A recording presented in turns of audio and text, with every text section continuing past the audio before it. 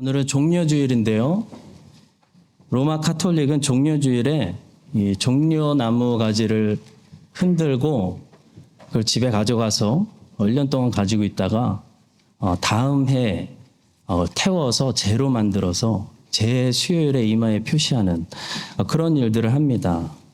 개신교 안에서도 개혁이 덜 된 교회들은 이 종려주일에 이 팜트리 흔드는 거에 집중하는데요. 우리 교회는 개혁교회이기 때문에 종려주일에 관한 말씀에 집중할 때 말씀이 우리를 때리고 말씀과 함께 사역하시는 성령이 우리를 흔드는 그런 은혜 오늘 받으시기를 축복합니다. 첫 번째로 종려주일에 주시는 첫 번째 말씀은 항상 겸손에 관한 것입니다. 매년 겸손에 관한 말씀을 종려주일에 우리가 듣는 것 같습니다. 우리 예수님께서 예루살렘에 입성하실 때 겸손하셔서 말을 타지 않으시고 나귀 새끼를 타셨다는 사실이죠. 본문 5절의 말씀입니다. 시온 딸에게 이르기를 내 왕이 내게 임하나니 그는 겸손하여 나귀 곧 멍에 매는 짐승의 새끼를 탔도다. 여러분, 겸손은 예의가 아닙니다. 세상 사람들은 겸손의 덕을 예의범절 영역 안으로 넣고 자랑하는 말 조금 절제하고 인사 잘하고 이런 걸 겸손이라고 생각하는데요. 성경은 겸손을 훨씬 깊이 파헤치고 훨씬 깊이 들어갑니다. 성경은 겸손과 교만이 예의범절의 영역이 아니라 영적인 영혼의 상태라고 가르칩니다. 성경에서 누가 교만하다, 그 사람은 교만하다라고 말할 때는요, 단순히 그 사람이 잘난 체 한다 이런 말이 아니고요. 그 사람이 여호와 앞에서 자기가 왕인 줄 알고 살아가는, 자기 성을 쌓고 살아가는 아주 악하다, 그런 말 할 때 성경은 교만하다라고 말하는 것입니다. 옛날에 왕들의 시대 때 하나님께서 이스라엘 왕들에게 누구든지 왕이 되면 꼭 이걸 하라 하신 말씀이 있습니다. 그게 뭐냐면 여호와의 율법을 왕이 직접 제사장 앞에서 등사해가지고 그 카피본을 모든 왕들이 가지고 사는 것이었습니다. 신명기 17장 18절입니다. 그가 왕위에 오르거든 이 율법서의 등사본을 레위 사람 제사장 앞에서 책에 기록하여 평생 자기 옆에 두고 읽어 그의 하나님 여호와 경외하기를 배우며 이 율법의 모든 말과 이 규례를 지켜 행할 것이라. 여러분, 하나님께서 모세를 통해 이스라엘의 모든 왕들에게 여호와의 율법책을 카피해서 가지고 있으라고 명령하신 이유는 두 가지가 있는데요. 첫째는 여호와의 말씀이 개인적인 소유가 되어야 하기 때문입니다. 당시 여호와의 율법책은 제사장 앞에 보관되어 있었습니다. 그러니까 성전에 들어갈 때만 여호와의 율법책을 읽거나 여호와의 율법을 듣거나 배웠다는 거죠. 주님은 이것을 충분하지 않다고 여기셨습니다. 성전에서만 여호와의 율법을 듣는 것으로는 바른 길을 걸어갈 수 없다 판단한 거죠. 그래서 이스라엘의 모든 왕들이 제사장 앞에 있는 그 성경을 직접 등사해서 하나님의 말씀을 개인적인 소유로 갖도록 명령하셨고, 그래서 하나님의 여호와의 율법을 곁에 두고 가까이 두고 항상 들어야 바른 길로, 정확한 길로, 복된 길로 걸어갈 수 있기 때문에 성경을 카피하라고 말씀하신 것입니다. 모세에게 이렇게 말씀하셨고 하나님 나중에 여호수아에게도 이 사실을 다시 꺼내서 분명하게 말씀하셨어요. 여호수아 1장 8절 이 율법책을 내 입에서 떠나게 말게 하며 주야로 그것을 묵상하여 그 안에 기록된 대로 다 지켜 행하라. 그리하면 내 길이 평탄하게 될 것이며 내가 형통하리라. 여러분, 여호수아가 무슨 힘이 있어서 31명의 왕들과 싸워서 31번 다 승리했을까요? 스포츠 역사에도요, 아무리 우승하고 강한 팀도 31번 연승하는 팀은 없습니다. 미국 프로농구 NBA에서 최대 연승을 기록한 팀도 한 15연승이었다고 해요. 근데 여호수아가 31번 싸워서 31번 전승, 연승 했습니다. 이건 뭘 말해주는 거냐면 여호수아가 무조건 이긴다는 거예요. 여호와의 말씀대로 살면은 항상 이긴다. 무조건 이긴다. 당해낼 문제가 없다. 아무리 큰 문제를 만나도 결국에 협력하여 승리해버린다. 그런 사실을 말해주고 있는 거죠. 저는 이번에 안식월을 가서 하나님께 큰 무기를 받아왔습니다. 제가 큰 무기 받아온 것 같이 보이지 않으시는가요? 제가 일부러 독서도 좀 쉬려고 책을 한 권도 안 가져왔기 때문에 책이 없어서 그 선교관에 있는 조그만 성경책 가지고 다니면서 기차에서 틈만 나면 성경을 읽고, 성경을 읽으면서 제가 할 게 없잖아요. 일이 없으니까. 그래서 그 말씀을 기도로 바꾸는 그런 훈련을 좀 개인적으로 하고 왔습니다. 그래서 마태복음부터 말씀을 읽으면서 그 한 문단, 패러그래프가 끝날 때마다 그 내용을 제가 기도로 바꿔서 계속 우리 교회를 위해서 중얼중얼 기도했습니다. 예수 그리스도의 이름으로 기도합니다. 아멘. 그러니까 하루에 몇십 번씩 하니까 너무 은혜가 되는 거예요. 무조건 기도. 여러분, 올해 우리 교회 표가 말씀을 붙드는 복 있는 삶을 살자는 것인데 여러분들도 꼭 같이 실천하시기 바랍니다. 말씀을요, 읽기를 위한 읽기를 하지 마시고 기도를 위한 읽기를 해 주십시오. 말씀을 읽으시는 대로 기도 버전으로 소리내어 한번 바꿔서 그 내용으로 여러분을 위해서, 여러분들 가정을 위해서, 교회를 위해서 기도하시기 바랍니다. 네. 3주 동안 선교관에 갔더니 인터넷도 안 되고 설교할 일도 없고 책도 없고 심심해가지고 말씀 읽고 기도하면서 좀 지루했지만 저에게 어떤 놀라운 변화가 일어났냐면 여호수아 1장의 약속처럼 제 안에 말씀과 기도가 충만해지니까 마음이 강해지고 담대해져가지고 아무것도 두렵지 않아요. 아무것도 걱정이 안 되는 그 여호수아가 받았던 마음이 강하고 담대한 그런 변화가 제 안에 일어나는 것을 느꼈습니다. 풀어야 될 숙제가 있으면 가서 기도하면 되지 뭐. 그런 자신감이 생겼어요. 여러분도 이스라엘의 왕들처럼 이 성경을 주일에 성전 안에서만 듣는, 사용하는 그런 성경으로 방치하지 마시고요. 여러분이 직접 삶의 현장에 가지고 다니면서 항상 곁에 두고 가까이 하고 자주 말씀을 읽고, 일하시다가 힘들면 성경책 펴놓고 장사하시고 말씀 읽고 기도하고, 장사하시고 말씀 읽고 기도하고 계속 해보세요. 그러면 마음이 담대해져가지고 하는 모든 일에 하나님 앞에서 복을 받고 형통한 그런 시온의 도로가 열리는 인생들이 되시기를 주님의 이름으로 축복합니다. 우리 애들이 믿음 충만해서 시온의 대로가 열려가지고 지금 애들이 흥분해서 그러는 거예요. 괜찮아요, 여러분. 애들이 자신감이 충만한 거예요, 예수 안에서. 괜찮아요, 놔두세요. 하나님께서 이스라엘 왕들에게 성경을 직접 카피해서 개인적인 소유로 항상 가지고 있으라고 하신 두 번째 이유는 그래야 이 왕들이 높은 자리에서도 겸손할 수 있었기 때문입니다. 아까 처음에 말씀드린 대로 교만과 겸손은 여러분 예의 범절의 영역에 속하지 않고 영적인 상태이기 때문에 사람이 교만해지지 않고 겸손을 유지하기 위해서 반드시 무엇이 필요하냐면 여호와의 율법에 매일 부딪히는 게 필요합니다. 하나님 말씀이 필요해요.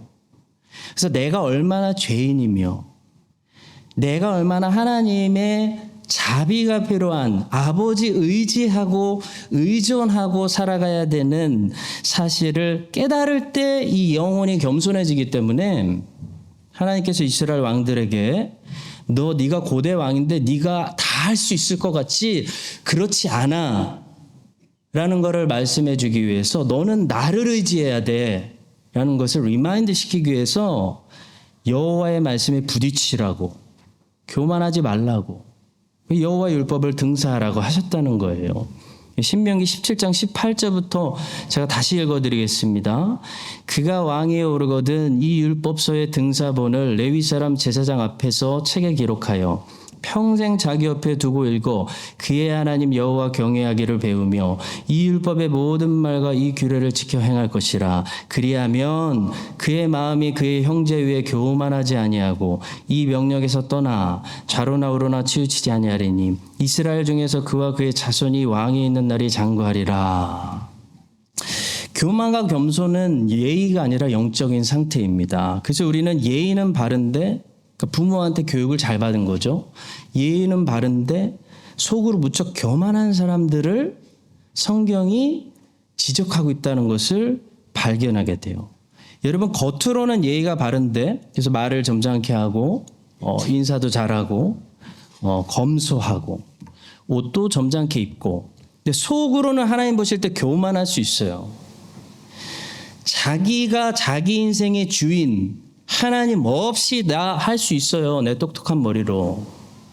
그런 자기가 왕으로 보좌에 앉아서 사는 사람들이 세상이 허다합니다. 사람이 언제 이 영혼의 교만이 꺾어지고 겸손해지고 하나님 앞에 엎드리게 되냐면 여호와의 율법이 완전한 요구사항이 나를 강하게 때릴 때, 난 거룩하지 않구나. 여호와의 말씀을 가까이 하면서 여호와의 완전한 율법에 부딪혀서 나는 복음이 필요하구나. 구세주가 필요하구나. 은혜 없이 살 수 없구나. 아버지 의지해야 되는 그런 아버지가 필요한 인간이구나.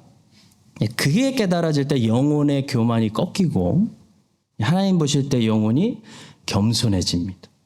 그래서 하나님은 고대 왕들을 겸손하게 하시기 위해서 매일 여호와 율법책을 가까이 해라 하신 것입니다. 성도 여러분, 우리는 예의를 중요하게 생각하는 일본하고 대한민국은 거의 세상에서 제일 예의를 중요하게 생각하는 컬처를 가진 민족이죠. 그래서 반대로 겉으로만 예의를 갖추면 내가 겸손하다라는 스스로의 착각에 빠질 수가 있어요. 겸손은 예의 바른 게 아니에요. 겸손은 하나님 앞에 회개하는 심령을 가진 거예요. 죄를 애통하는 심령. 자기를 부인하고 난 안 돼.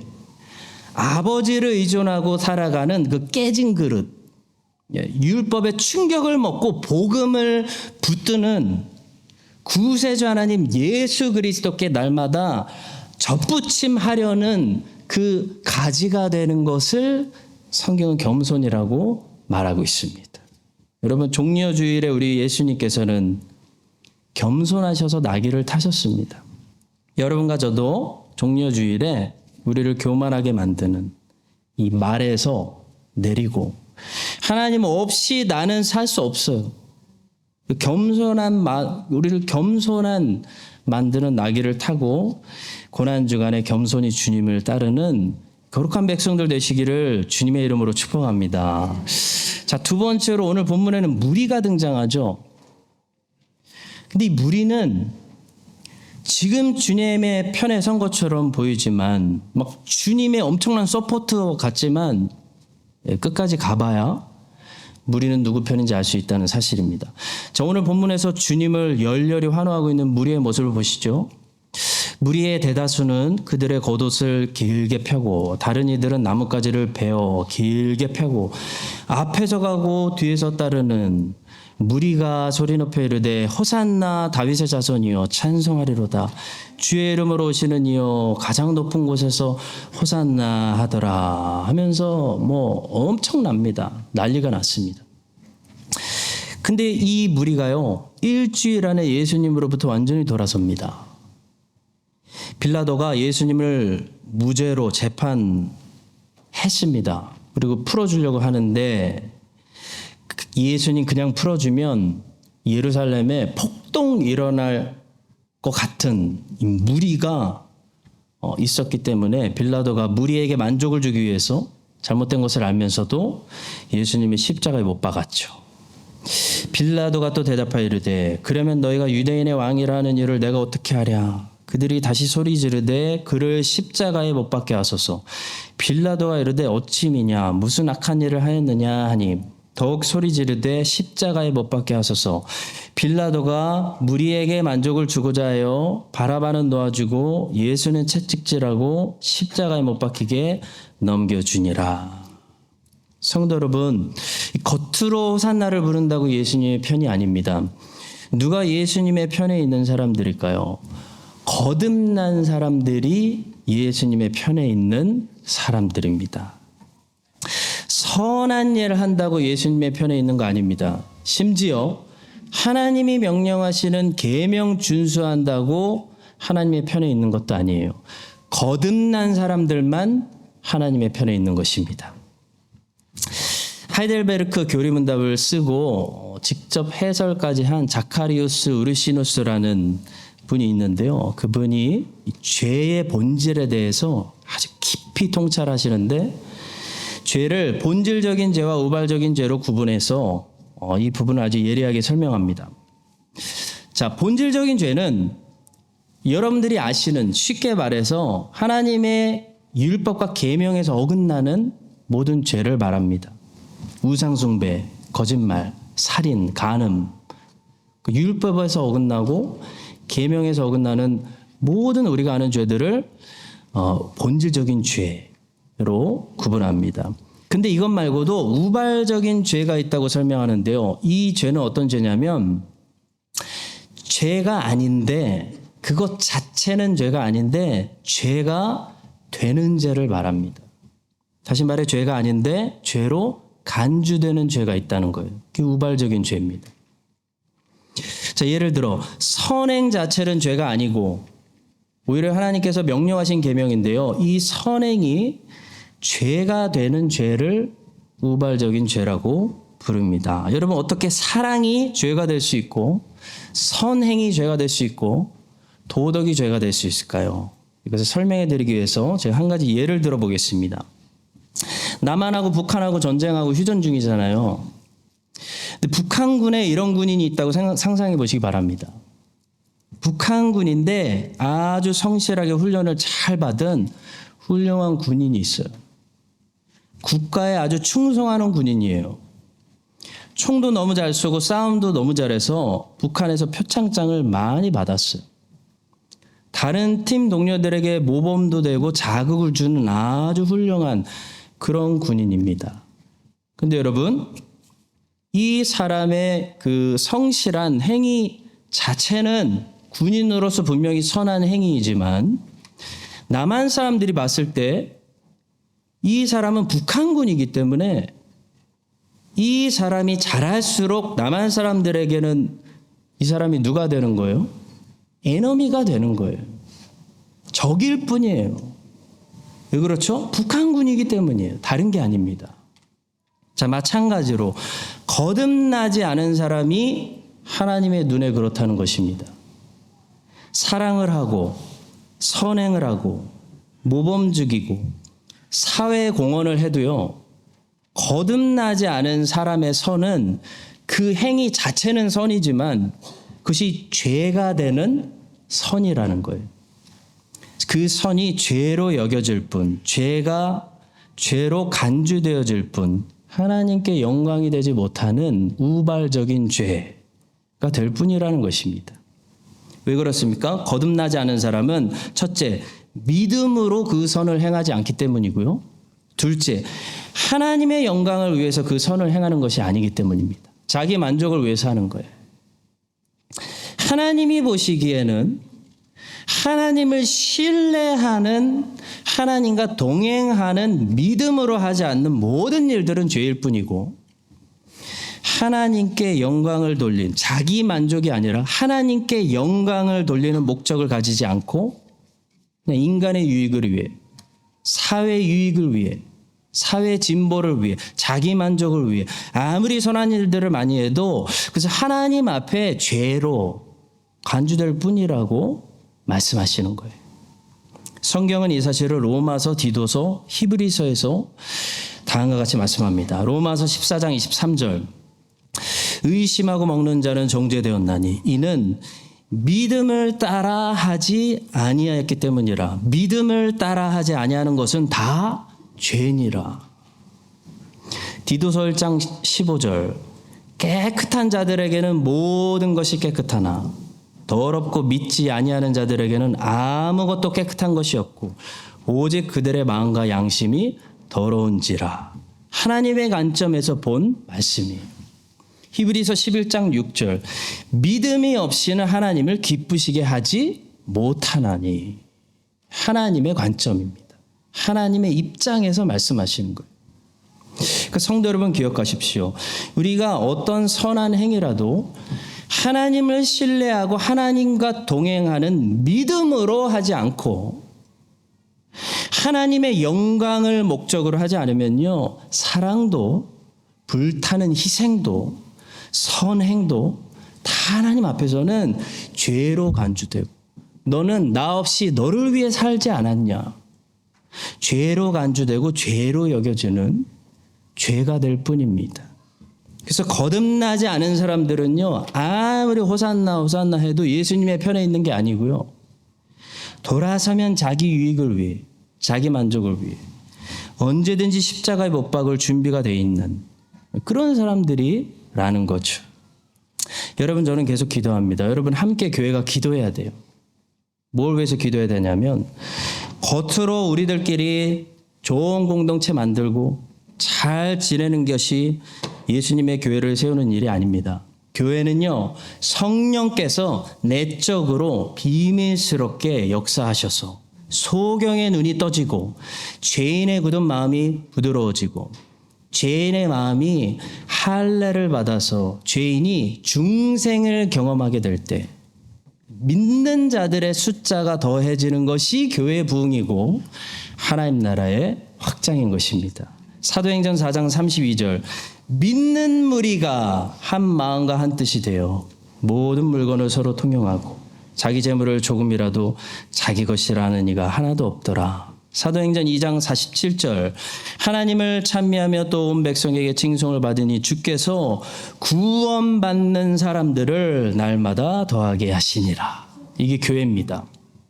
하나님께서 하나님의 교회에 어떤 일들을 하시냐면, 설교자를 통해 외적인 부르심, 곧 그리스도의 말씀이 선포되게 하실 때 성령 하나님께서 택하신, 작정하신, 예정하신 분들의 심령 가운데 임재하시고 운행하시고 사역하셔서 우리 모두 다 내적인 부르심을 받아서 믿는 자들의 수가 날마다 여기에 더해지게 하시고, 그래서 자기 만족, 자기 의가 아니라 믿음으로 하나님의 영광을 위해서 어제처럼 헌신하고 바치시는 그런 하나님 편에 선 자들이 예수님의 교회에 넘쳐나게 해주시기를 예수님의 이름으로 간절히 축원합니다.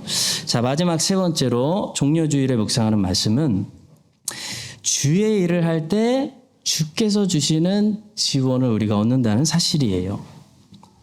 주께서 보내시는 이 서포트를 받고 싶으면 주께서 시키는 일, 주께서 명령하시는 일, 주의 일을 해야 됩니다. 우리 본문에 보시면 예수님의 제자들이 나옵니다. 두 가지 지원을 얻고 있는 것을 우리가 보게 돼요. 제자들은 먼저 나귀라는 그들에게 피어난 지원을 얻었습니다. 제자들에게는 나귀가 없었어요. 오늘 말로 하면은 타고 다닐 게 없는 거예요. 근데 제자들은 그게 필요합니다. 그때 제자들은 누군가로부터 이 사역을 하기 위한 나귀를 얻는 데 성공하죠. 본문 3절입니다. 만일 누가 무슨 말을 하거든 주가 쓰시겠다 하라. 그리하면 즉시 보내리라. 주가 쓰시겠다. 이건 주님이 쓰셔야 된다. 주의 일이다. 이런 진실한 마음을 가지고 있으면 하나님이 보내주시고 하나님이 지원해 주시고 필요한 모든 것들을 채워주실 줄로 저는 믿습니다. 나를 위해서 쓰려고 하니까 지원받지 못하고 또 내가 평생 소유하려고 하니까 지원받지 못하는 거예요. 주께서 쓰시겠다라는 확신을 가지고 이것을 내가 평생 소유하는 것이 아니라 쓰고 흘려보내겠다라는 마음만 먹으면요, 하나님께서 무엇이든지 주를 위해 쓰고자 하는 모든 것들 풍성히 우리 교회에 지원하여 주실 줄로 믿습니다. 자, 근데 마지막으로 보셔야 할 것은 이 제자들이 본문에서 얻은 것은 나귀뿐만이 아니었어요. 사실 더 좋은 거를 지원받았어요. 나귀보다 더 귀한 것을 제자들은 이미 오래전에 주님으로부터 공급받았습니다. 본문 1절에 있어요. 그들이 예루살렘에 가까이 가서 감난산 벳박에 이르렀을 때 예수께서 두 제자를 보내시며 말씀하십니다. 여러분, 주께서 명령하신 일을 하려는 제자에게, 예수의 제자에게 주님께서 주시는 가장 귀한 선물이 뭔지 아세요? 또 다른 예수님의 제자를 보내주신다는 거예요. 예수님께서는 일찍이 12제자들을 지방 선교 보내시면서 둘씩 짝지어 주시는 선물을 주신 적이 있습니다. 기억나시나요? 마가복음 6장 7절입니다. 12제자를 부르시니 둘씩 보내시며 더러운 귀신을 제어하는 권능을 주시고 라고 말씀해요. 주의 일을 하려는 여러분들에게, 주의 일을 하려는 예수의 제자에게 예수님이 주시는 최고의 선물 중에 하나가요, 또 다른 예수의 제자를 주시는 거예요. 베드로에게는 요한을 주셨고 요한에게는 베드로를 주셨어요. 제9시 기도 시간에 베드로와 요한이 성전에 올라갔어요. 성령께서 최초의 이방인 선교의 문을 여실 때 바울에게 바나바를 주시고 바나바에게 바울을 주셨어요. 주를 섬겨 금식할 때 성령이 이르시되 내가 불러 시키는 일을 위하여 바나바와 사울을 따로 세우라 하시니 이에 금식하며 기도하고 두 사람에게 안수하여 보내니라. 제가 이번 주에 요한복음 강해 설교를 읽다가 어떤 분이 감옥에서 체험했던 신기한 간증을 들은 적이 있습니다. 깜짝 놀란, 새로 알게 된 사실이 있었습니다. 한번 제가 읽어드리겠습니다.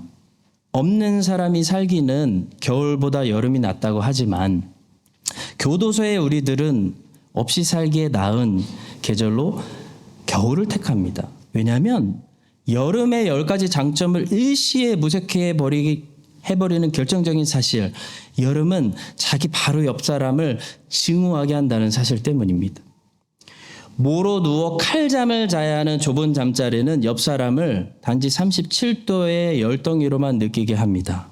이것은 옆 사람의 체온으로 추위를 이겨나가는 겨울철의 원시적 우정과는 극명한 대조를 이루는 형벌줄의 형벌입니다. 새로운 사실을 알게 됐어요. 아, 그렇구나. 이 간증을 읽으면서 생각나는 구절이 있었습니다. 전도서 4장 11절. 또 두 사람이 함께 누우면 따뜻하거니와 한 사람이면 어찌 따뜻하랴. 이번에 시드니에서 많은 분들 만나고 보게 하시는 거 보고 느끼게 하시는 거 느끼고 왔습니다. 시드니에는 좋은 대학 가려고 애들 사교육 시키는 그 열정이 중국 사람, 한국 사람, 인도 사람이 다 모여있기 때문에 진짜 어마어마해요. 저희가 살던 동네에 옛 동네에 갔었는데 거기 없던 학원이 생겼더라고요. 그 학원 앞에 버스 기다리면서 이렇게 서 있는데 그 학원 앞에 무시무시한 광고를 읽고 저와 아내가 너무 깜짝 놀라가지고 여러분들 보여드리려고 제가 찍어왔습니다. 한번 보시겠습니다. 1시간 더 공부하면 남친 여친의 얼굴이 바뀐다. 하기 싫은 걸 해야 하고 하고 싶은 걸 한다. 렌트 노예 될래? 제가 여기서 깜짝 놀랐어요. 지금 흘린 침은 내일의 눈물이 된다. 졸리는가? 눈이 감기는가? 너의 미래도 감기고 있다. 여러분, 애들이 어릴 때부터 저렇게 자극적인 말들로 남을 이기고 내가 좀 더 머리 위로 올라서야 된다는 프레셔를 받고 자라니까요. 애들이 얼마나 심령이 삭막한 심령이 되겠어요. 같은 학교 다니는 다른 애들이 전부 얼마나 경쟁 상대로 보이겠어요. 특히 호주는 저도 멜버른에서 공부를 했는데요. 상대평가예요. 상대평가. 이기 때문에 내가 0.1% 안에 들어서 의대를 가려면 제가 의대 떨어져야 돼요. 제가 의대 떨어져야 내가 의대에 갈 수가 있어요. 그래서 저는 제 친구들에게 의대를 양보하고 기회를 주려고 대신 영혼을 치료하는 영혼의 의사가 됐습니다. 할렐루야. 네. 그러니까 이 애들이 호주에서 자라면서 얼마나 서로 경쟁 상대로 보이겠어요. 사랑하는 성도 여러분, 잘 들으십시오. 하나님께서는요, 믿는 우리의 만남을요, 절대로 경쟁 관계로 형성하지 않으셨습니다. 이 말은요, 여러분과 저는 여러분이 잘 돼야 제가 잘 되고, 제가 잘 돼야 여러분이 잘 되는 상호 간의 축복의 통로가 되는 관계로 하나님이 형성하셨다는 거예요. 그게 교회예요. 그러니까 성도의 교제가 이 교회에 얼마나 소중하고 얼마나 중요하고 성도의 교제를 통해서 우리가 얻을 수 있는 모든 성도들이 얻을 수 있는 유익들이 얼마나 많은지 모릅니다. 그걸 마귀가 알기 때문에 성도의 교제를 끊고 도장만 찍고 빨리 집에 가게 하고 시기하게 만들고 다투게 만드는 거예요.